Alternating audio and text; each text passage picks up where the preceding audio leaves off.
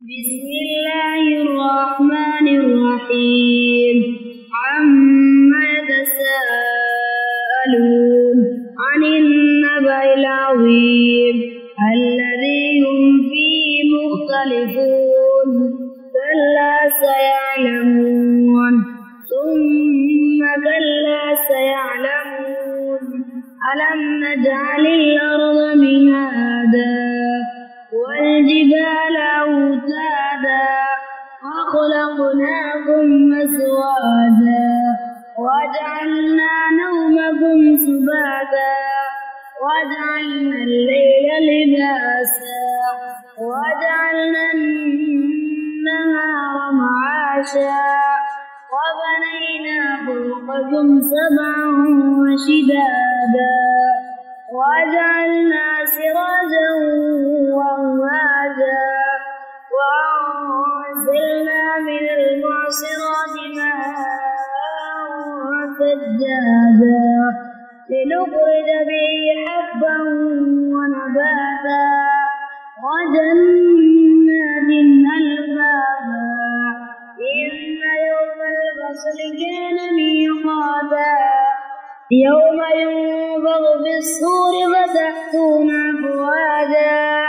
وفتحت السماء فكانت أبوابا وسيرت الجبال فكانت سرابا إن جهنم كانت مرصادا للطاغين مآبا لامثين فيها أحقابا لا يذوقون فيها بردا ولا شرابا إلا حميما وغساقا جزاء وفاقا إنهم كانوا لا يرجون حسابا وكذبوا بآياتنا كذابا وكل شيء أحصيناه كتابا فذوقوا فلن نزيدكم إلا عذابا إن للمتقين مفازا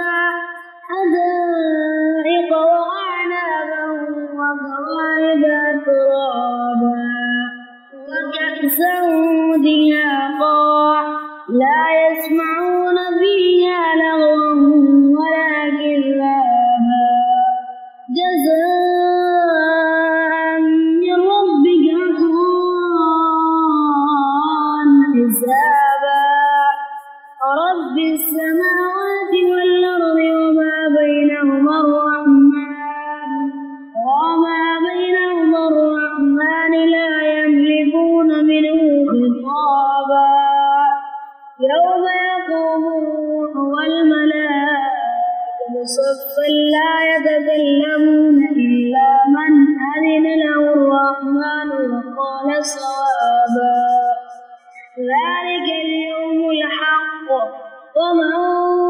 شاء اتخذ إلى ربه مآبا إنا أنذرناكم عذابا قريبا يوم ينظر المرء ما قدمت يداه ويقول الكافر يا ليتني كنت ترابا صدق الله